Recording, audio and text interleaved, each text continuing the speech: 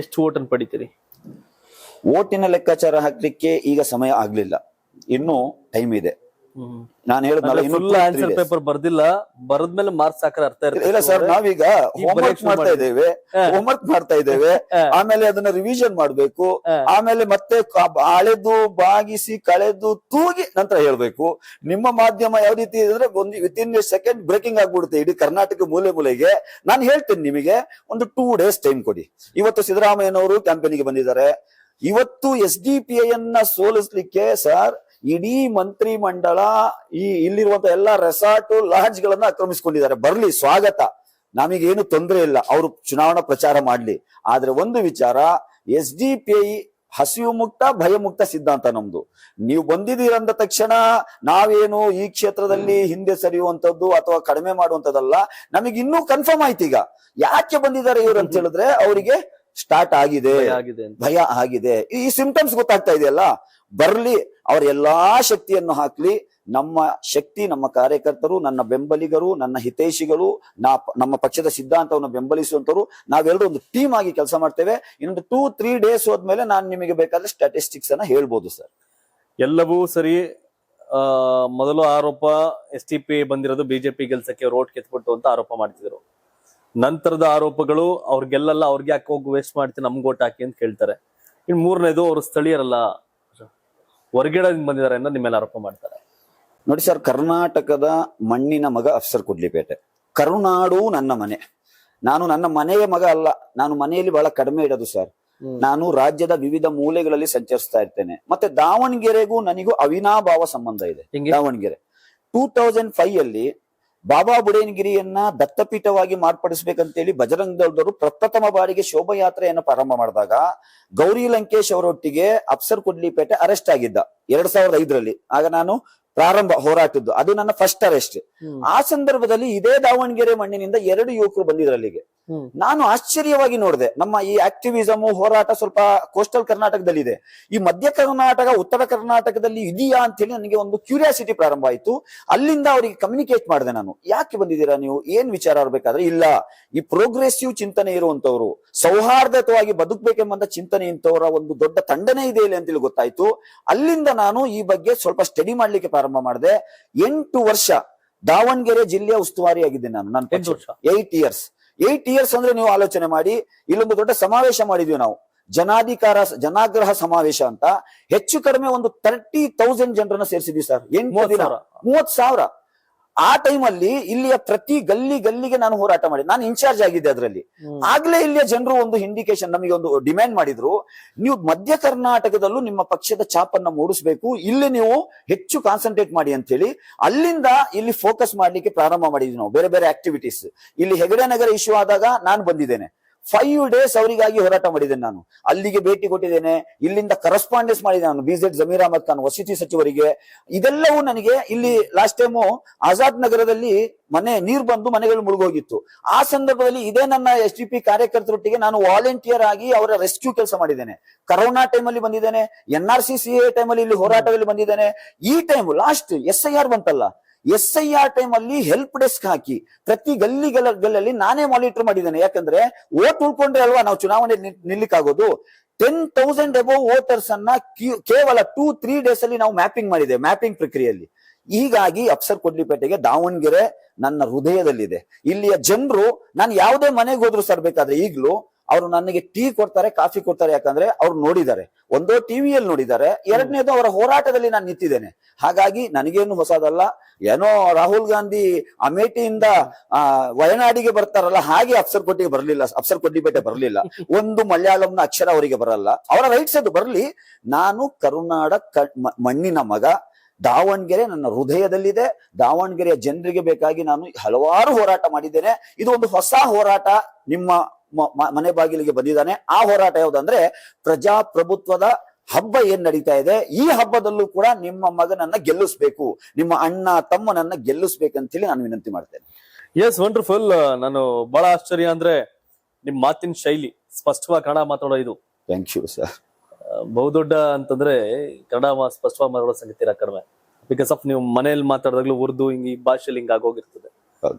ಎಲ್ಲಿ ಹೆಂಗ್ ಕಲ್ತ್ರಿ ಹಿಂಗೆಲ್ಲ ಅಂತ ಭಾಷೆ? ಸರ್ ನಾನು ಬಾಲ್ಯದಿಂದನೇ ಮನೆಯಲ್ಲಿ ಉರ್ದು ಮಾತಾಡಿದ್ರು. ನನ್ನ ಫ್ರೆಂಡ್ ಸರ್ಕಲ್ ಎಲ್ಲ ಹೆಚ್ಚು ನನಗೆ ಇತರ ಧರ್ಮೀಯರಿದ್ರು. Okay. ಅವರೊಟ್ಟಿಗೆ ಟೂರ್ ಹೋಗ್ಬೇಕಾದ್ರೆ ಆ ವಿದ್ಯಾರ್ಥಿ ಜೀವನದಲ್ಲಿ ಅಲ್ಲಿಂದ ನನಗೆ ಸ್ಟಾರ್ಟ್ ಆಯ್ತು. ಕರ್ನಾಟಕದಲ್ಲಿ ಕನ್ನಡ ಉಂಟಲ್ಲ, ನನಗೆ ಕನ್ನಡ ಬಹಳ ಪ್ರೀತಿ ಸರ್. ನನ್ನ ಮಾಸ್ಟರ್ ಇದ್ರು ಒಬ್ರು, ಅವರು ತೀರ್ಕೊಂಡ್ರು. ಅವರು ನಾರ್ತ್ ಕರ್ನಾಟಕದವರು. ಅವ್ರು ನನಗೆ A+B+ ಅಂತ ಹೇಳಿ ನನಗೆ ನನ್ನ ಹ್ಯಾಂಡ್ ರೈಟಿಂಗ್ ಗೆ ಮಾರ್ಕ್ಸ್ ಕೊಡ್ತಾ ಇದ್ರು. ಓಹೋ. ನನ್ನ ಸ್ಟೂಡೆಂಟ್ ಲೈಫ್ ಅಲ್ಲೇ ಇನ್ನೊಬ್ರು ಇದ್ರು, ಅವರ ಹೆಸರು ಮಾಡ್ತಾ ಇತ್ತು, ಅವರು ಕೂಡ ತೀರ್ಕೊಂಡ್ರು. ಅವರು ಕೂಡ ಏನ್ ಹೇಳ್ತಾ ಇದ್ರು ಅಂತ ಹೇಳಿದ್ರೆ, ನೀನು ಕನ್ನಡದ ಬಗ್ಗೆ ನೀನು ಏನು ಹೆಚ್ಚು ಕಾಳಜಿ ಇಟ್ಕೊಂಡಿದ್ಯಾ, ಒಂದು ದಿನ ಹೋಗಿ ನೀನು ದೊಡ್ಡ ಸಾಧನೆ ಮಾಡ್ತೀಯ ಅಂತ ಹೇಳ್ತಾ ಇದ್ರು.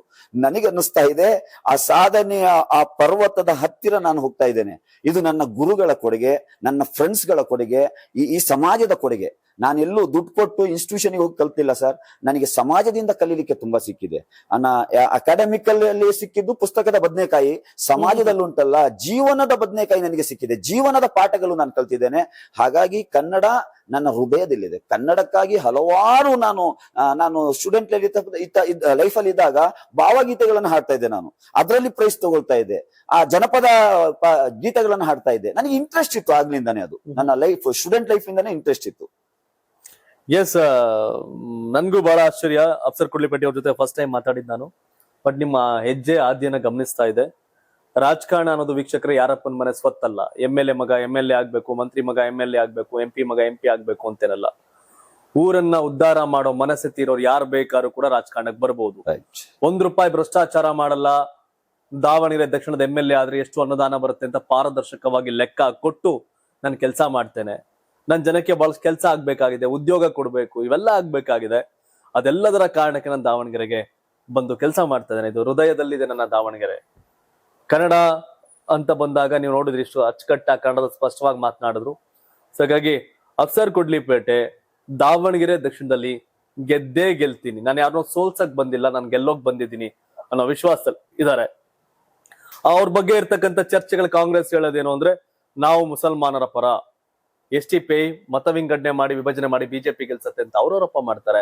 ಆದ್ರೆ ಯಾವ ಆರೋಪಗಳನ್ನೂ ಕೂಡ ಇವರು ಬೇರೆಯವ್ರ ಮೇಲೆ ಮಾಡದೆ, ನಾವು ಕೆಲಸ ಮಾಡ್ಬೇಕಾಗಿತ್ತು, ಕೆಲಸ ಮಾಡ್ಲಿಲ್ಲ. ನಾವು ಕೆಲಸ ಮಾಡಕ್ ರೆಡಿ ಇದೀವಿ, ಈಗೇನೆ ಕೆಲಸ ಮಾಡ್ತೀವಿ, ₹1 ಮುಟ್ಟಲ್ಲ. ಅವ್ರು ಎಷ್ಟು ನಾರ ಕೊಡ್ಲಿ, ಒಂದು ಓಟ್ಗೆ 5,000 ಕೊಡ್ತಾರ, 10,000 ಕೊಡ್ತಾರ, ಅವ್ರು ಕೊಡ್ಲಿ. ಆದರೆ ನನ್ನ ಜನ ನನಗೆ ಓಟ್ ಹಾಕ್ತಾರೆ ಅಂತ ನಾಟ್ ಓನ್ಲಿ ಮುಸಲ್ಮಾನರು, ಹೈಂದ ಎಲ್ಲರೂ ಸೇರಿದಂತೆ ಎಜುಕೇಟೆಡ್ ನನಗೆ ವೋಟ್ ಮಾಡ್ತಾರೆ ಅನ್ನೋ ವಿಶ್ವಾಸವನ್ನ ಅಫ್ಸರ್ ಕುಡ್ಲಿಪೇಟೆ ಮಾಡ್ತಾ ಇದ್ದಾರೆ. ಹೌದು, ಕಾಂಗ್ರೆಸ್ಗೆ ವೋಟ್ ಹಾಕಕ್ ಮುಸಲ್ಮಾನರು ಬೇಕು, MLA ಟಿಕೆಟ್ ಕೊಡಕ್ ಮುಸಲ್ಮಾನರು ಬೇಡ. ಕಾಂಗ್ರೆಸ್ಗೆ ವೋಟ್ ಹಾಕಕ್ಕೆ ಮುಸಲ್ಮಾನರು ಬೇಕು. ಆದ್ರೆ ಡೆವಲಪ್ಮೆಂಟ್ ವಿಚಾರ ಬಂದಾಗ ಎಷ್ಟು ಕೊಡ್ಬೇಕು ಈ ಸಮುದಾಯಕ್ಕೆ ಅಂದಾಗ ಅಲ್ಲಿಲ್ಲ. ದಕ್ಬೇಕಾಗೋರು ದಕ್ತಿಲ್ಲ. ಯಾಕೆ ಅಂದ್ರೆ ವಿಧಾನಸೌಧದಲ್ಲಿ ಕೂತು ಕೇಳಬೇಕಾದಾಗ ಸಂಖ್ಯೆ ಬೇಕಾಗತ್ತೆ. ಕಾಂಗ್ರೆಸ್ 50 ಸ್ಥಾನ ಗೆಲ್ಲೋಕೆ ಮುಸಲ್ಮಾನರು ಬೇಕು, ಟಿಕೆಟ್ ಕೊಡೋದು ಮಾತ್ರ 9 ಜನಕ್ಕೆ.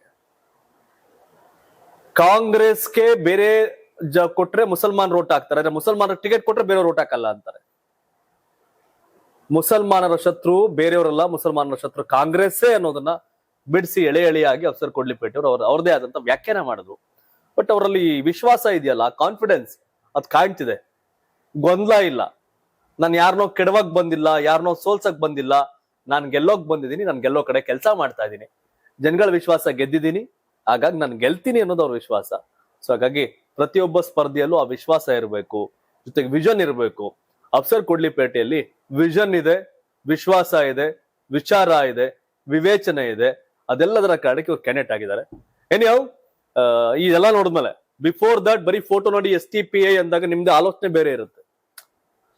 ಒಂದು ಬುಕ್ ಅನ್ನ ಓದಿದ್ಮೇಲೆ ಕಾಮೆಂಟ್ ಮಾಡ್ಬೇಕು. ಸಿನಿಮಾ ಯಾವಾಗ ರಿವ್ಯೂ ಮಾಡ್ತೀರಿ? ಸಿನಿಮಾ ನೋಡಿದ್ಮೇಲೆ. ಹಾಗಾಗಿ ಅಫ್ಸರ್ ಕುಡ್ಲಿಪೇಟೆಯವ್ರನ್ನ ತಿಳ್ಕೊಳಕ್ ಎಷ್ಟು ಈ ವಿಡಿಯೋ ನೋಡಿದ್ಮೇಲೆ ನಿಮ್ದೇ ಆದಂತ ದಾಟಿ ಬದಲಾಗುತ್ತೆ. ಮನುಷ್ಯ ಎಷ್ಟು ಚೆನ್ನಾಗಿ ಕನ್ನಡ ಮಾತಾಡ್ತಾನೆ, ಮನುಷ್ಯನ ತಲೆಯಲ್ಲಿ ಎಷ್ಟು ವಿಷಯ ಇದೆ, ಮನುಷ್ಯನ ವಿಷನ್ ಏನಿದೆ ಅಂತ ನಿಮ್ಗೆ ಅನ್ಸ್ಬೋದು, ನನ್ಗನ್ಸಿದೆ. ಹಾಗಾಗಿ ಈ ಸಂದರ್ಶನ ನನಗೂ ಖುಷಿ ಕೊಟ್ಟಿದೆ ಅಂತ ಹೇಳ್ತಾ, ಏನಾರು ಅಪೀಲ್ ಮಾಡ್ತೀರಾ ದಾವಣಗೆರೆ ಸೌತ್ ಜನಕ್ಕೆ? ಏನಾರು ಕೇಳ್ಕೊತೀರಾ? ಕೊನೆಯದಾಗ ಅಪೀಲ್ ಮಾಡಿ ಪ್ಲೀಸ್. ನಿಮ್ಮ ವಾಹಿನಿ ಮುಖಾಂತರ ಈ ಬಾರಿಯ ಚುನಾವಣೆ ಇದು ಒಂದು ಹೊಸ ಅಧ್ಯಾಯವನ್ನ ಬರೆಯುವಂತಹ, ಹೊಸ ಇತಿಹಾಸವನ್ನ ಬರೆಯುವಂತಹ ಚುನಾವಣೆ.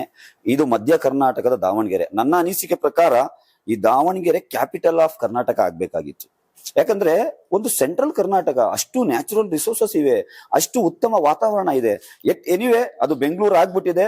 ಆದ್ರೂ ಕೂಡ ನಮ್ಮ ಮಧ್ಯ ಕರ್ನಾಟಕನು ಡೆವಲಪ್ ಆಗ್ಬೇಕು, ಮಧ್ಯ ಕರ್ನಾಟಕದ ಜೊತೆಗೆ ದಾವಣಗೆರೆ ಸೌತ್ ಕಾನ್ಸ್ಟಿಟ್ಯೂನ್ಸಿಯು ಡೆವಲಪ್ ಆಗ್ಬೇಕು. ಮಧ್ಯ ಕರ್ನಾಟಕ ದಾವಣಗೆರೆ ಅಂದ್ರೆ ರೈಲ್ವೆ ಪಟ್ಟಿಯ ಆ ಕಡೆ ಇರುವಂತವ್ರು ಮಾತ್ರ ಜನಗಳಲ್ಲ, ಈ ಕಡೆ ಇರೋರು ಪ್ರಾಣಿಗಳಲ್ಲ, ಈ ಕಡೆ ಇರೋರು ಮನುಷ್ಯರು, ಈ ಕಡೆ ಇರೋರಿಗೂ ಕೂಡ ಅಧಿಕಾರ ಕೊಡಬೇಕು ಎಂಬುದು ನನ್ನ ಆಲೋಚನೆ. ಹಾಗಾಗಿ ಈ ಅಫ್ಸರ್ ಕೊಡ್ಲಿಪೇಟೆಯ ಚುನಾವಣಾ ಗುರುತಾದಂತಹ ಪ್ರೆಷರ್ ಕುಕ್ಕರ್ ಸೀರಿಯಲ್ ನಂಬರ್ 4ಕ್ಕೆ ತಮ್ಮ ಅಮೂಲ್ಯ ಮತವನ್ನ ಕೊಡಿ. ನಿಮ್ಮ ಋಣವನ್ನ ನಾನು ತೀರಿಸ್ತೇನೆ ಎಂಬಂತ ಭರವಸೆಯನ್ನ ಕೊಡ್ತೇನೆ. ಥ್ಯಾಂಕ್ ಯು, ಧನ್ಯವಾದಗಳು.